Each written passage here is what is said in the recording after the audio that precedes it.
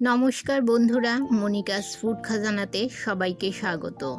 আজ আপনাদের সঙ্গে শেয়ার করব ভাজা মশলা দিয়ে নিরামিষ ঘুগনির রেসিপি। আশা করি আজকের রেসিপি সবার খুব ভালো লাগবে। আমি এখানে 250 গ্রাম মটর ভালো করে ধুয়ে সারা রাত জলে ভিজিয়ে রেখেছিলাম। দেখুন মটরগুলো ফুলে গেছে, আর ভিজিয়ে রাখার পর মটরগুলো দেখুন কিছুটা নরমও হয়ে গেছে। এবারে মটরগুলো আমি একটা প্রেসার কুকারে কিছুটা জল ও 1 চামচ নুন দিয়ে মটরগুলো সেদ্ধ করে নেব। প্রেসার কুকারের ঢাকা লাগিয়ে দুটো হুইসেল দিয়ে মটরগুলো নামিয়ে নেব। বেশি সেদ্ধ করলে মটরগুলো গলে যাবে, তখন খেতে ভালো লাগবে না, তাই দুটোর বেশি হুইসেল দেওয়ার কোনো প্রয়োজন নেই। দুটো হুইসেল দেওয়ার পর দেখুন মটরগুলো খুব ভালোভাবে সেদ্ধ হয়ে গেছে। দেখুন মটরগুলো গোটা গোটা আছে, আর আঙুল দিয়ে একটু প্রেস করলেই মটরগুলো গলে যাচ্ছে। আমি এখানে কাবলি চানা ও মটর দুটো একসঙ্গে মিশিয়ে সেদ্ধ করে নিয়েছি। এভাবে গোটা গোটা রেখে মটরগুলো সেদ্ধ করে নিতে হবে। এবারে ঘুগনির জন্য একটা মশলা তৈরি করে নেব। গ্যাসের চুলায় কড়াই বসিয়ে দিয়ে দিলাম 2 চামচ গোটা ধনে, 1 চামচ গোটা জিরে, 1 চামচ মিষ্টি জিরে বা মৌরি, দিয়ে দিলাম দুটো শুকনো লঙ্কা, দুখানা তেজপাতা, 3টে এলাচ ও 1 টুকরো দারচিনি। শুকনো খোলায় 3 থেকে 4 মিনিট লো ফ্লেমে মশলাগুলো ভেজে নেব। বেশি আছে মশলাগুলো ভাজলে মশলাগুলো পুড়ে যেতে পারে, আর মশলার ফ্লেভারও নষ্ট হয়ে যাবে। এবারে মশলাগুলো ভেজে নেওয়ার পর ঠান্ডা হয়ে গেলে একটা মিক্সি জারে নিয়ে আমি এগুলোকে গুঁড়ো করে নেব।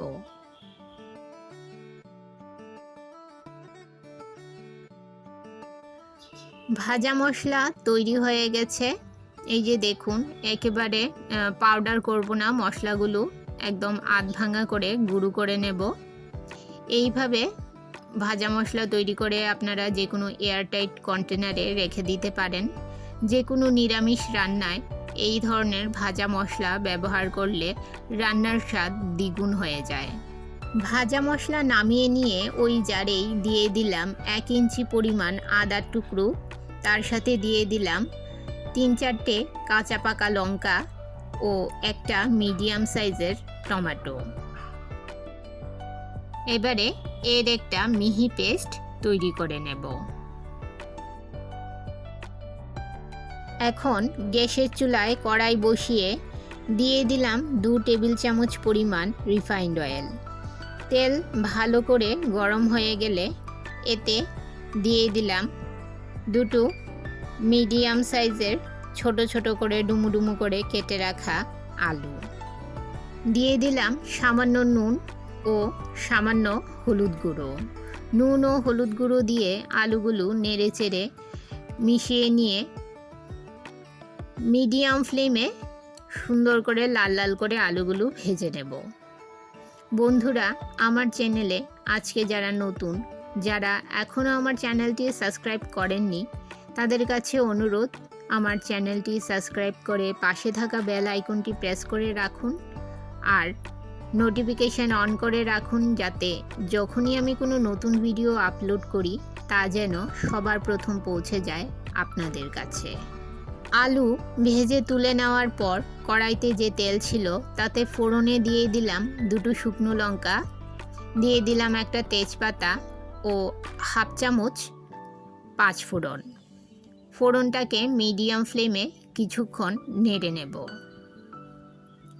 ফোড়ন থেকে যখন খুব সুন্দর গন্ধ বের হবে, এবারে এতে দিয়ে দিলাম 1/4 চামচ হিং। হিং দেওয়ার পর বেশিক্ষণ নাড়াচাড়া করা যাবে না। হিং দেওয়ার পরই এতে দিয়ে দিতে হবে পেস্ট করে রাখা আদা, কাঁচা লঙ্কা ও টমেটো। মশলার বাটিটা ধুয়ে সামান্য জল দিয়ে দিলাম যাতে মশলাটা পুড়ে না যায়। নেড়ে চেড়ে মশলাটাকে কিছুক্ষণ ভেজে নেব যাতে আদা ও টমেটোর কাঁচা গন্ধ চলে যায়।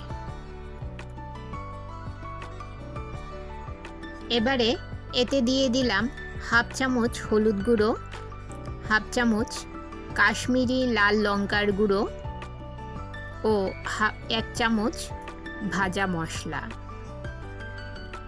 সমস্ত কিছু নেড়েচেড়ে মিশিয়ে নিয়ে মিডিয়াম ফ্লেমে 2 মিনিট কষিয়ে নেব। বন্ধুরা, আমার চ্যানেলের রেসিপিগুলো যদি আপনাদের ভালো লেগে থাকে তাহলে লাইক, কমেন্ট ও সাবস্ক্রাইব করে আমার পাশে থাকবেন। কমেন্ট বক্সের পাশেই দেখবেন একটা হাইপ বাটন চলে এসেছে, সেই হাইপ বাটনটাও প্রেস করে দেবেন। এতে করে আমার এই ভিডিও আরও বহু লোক দেখার সুযোগ পাবে। মশলা ভালো করে কষিয়ে নিয়ে এবারে ভেজে রাখা আলুগুলো দিয়ে মশলার সঙ্গে নেড়েচেড়ে মিশিয়ে নিলাম। এখন দিয়ে দিলাম সেদ্ধ করে রাখা মটরগুলো জল থেকে ছেঁকে তুলে নিয়ে মশলার মধ্যে দিয়ে দিলাম। আলু ও মটর মশলার সঙ্গে নেড়েচেড়ে ভালো করে মিশিয়ে নিয়ে 2 মিনিট মিডিয়াম ফ্লেমে ভালো করে কষিয়ে নিতে হবে।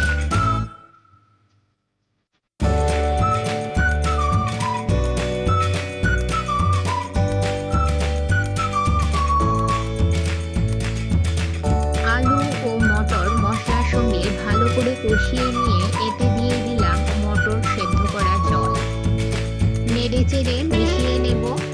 আমি এই ঘুগনিতে বেশি ঝোল রাখবো না, একটু গ্রেভি হবে এই ঘুগনিটা। নেড়েচেড়ে মিশিয়ে নিয়ে ঢাকা দিয়ে লো মিডিয়াম ফ্লেমে 10 মিনিট রান্না করে নেব। 10 মিনিট পর ঢাকা সরিয়ে নিয়েছি। নেড়েচেড়ে আপনাদের দেখিয়ে দিচ্ছি, দেখুন ঝোল অনেকটাই কমে গেছে আর ঘন হয়ে গেছে। এখন এতে দিয়ে দেব 1 চামচ গরম মশলা ও 1 চামচ ভাজা মশলা। আর ফ্লেভারের জন্য এতে দিয়ে দিলাম 3টে চেরা কাঁচা লঙ্কা ও কিছু ধনেপাতা কুচি। এবারে সব কিছু নেড়েচেড়ে মিশিয়ে নেব। আমার ঘুগনি অলমোস্ট কমপ্লিট হয়ে গেছে। আর বেশিক্ষণ রান্না করব না, কারণ ঠান্ডা হওয়ার পরেই ঘুগনিটা আরও বেশি ঘন হয়ে যাবে। এবারে গ্যাসের ফ্লেম বন্ধ করে ঢাকা দিয়ে 2 মিনিট রেখে দেব স্ট্যান্ডিং টাইম। এই নিরামিষ ঘুগনিটা আপনারা এই রকম ফুলকো, রুটি, লুচি, পরোটা সব কিছুর সঙ্গেই পরিবেশন করতে পারেন। সকালের ব্রেকফাস্ট, দুপুরের লাঞ্চ, বাচ্চাদের টিফিন কিংবা সন্ধেবেলার টিফিনেও আপনারা এই ধরনের ভাজা মশলা দিয়ে নিরামিষ ঘুগনি তৈরি করে খেতে পারেন। অপূর্ব লাগে খেতে বন্ধুরা। আমার আজকের নিরামিষ ঘুগনির রেসিপি আপনাদের কেমন লাগলো অবশ্যই কমেন্ট করে জানাবেন।